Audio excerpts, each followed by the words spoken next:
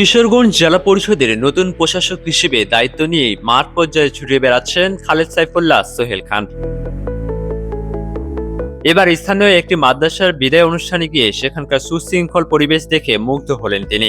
সেই সাথে দিলেন বড় এক প্রতিশ্রুতি, কথায় নয় কাজের মাধ্যমে নিজেকে প্রমাণ করার বার্তা দিয়ে কি বললেন নতুন এই প্রশাসক।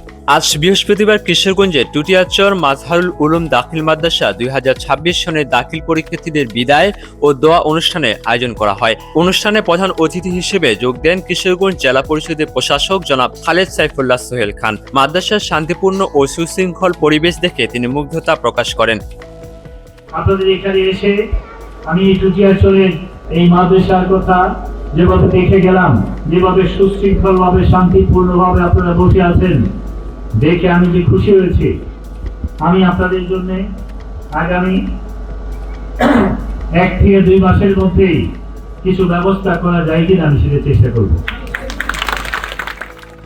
শিক্ষার্থীদের কল্যাণে আগামী 1 থেকে 2 মাসের মধ্যেই জেলা পরিষদের পক্ষ থেকে মাদ্রাসার জন্য প্রয়োজনীয় ব্যবস্থা গ্রহণের বিশেষ আশ্বাস দেন তিনি। অনুষ্ঠানে উপস্থিত সুধীজন ও আয়োজকরা নতুন এই প্রশাসকের ভূয়সী প্রশংসা করলেও তিনি অত্যন্ত বিনয়ের সাথে জানান যে এই প্রশংসার যোগ্য তিনি এখনো হয়ে ওঠেননি, বরং তার আগামী দিনের কাজ ও সেবার মাধ্যমে তিনি এসব প্রশংসার আসল মূল্যায়ন করতে চান। শুধু তাই নয়, শিক্ষানুরাগী এই প্রশাসক অনুষ্ঠানে মাহফুজা রহমান নামে এক শিক্ষিকার চমৎকার ইংরেজি বক্তব্যেরও প্রশংসা করেন।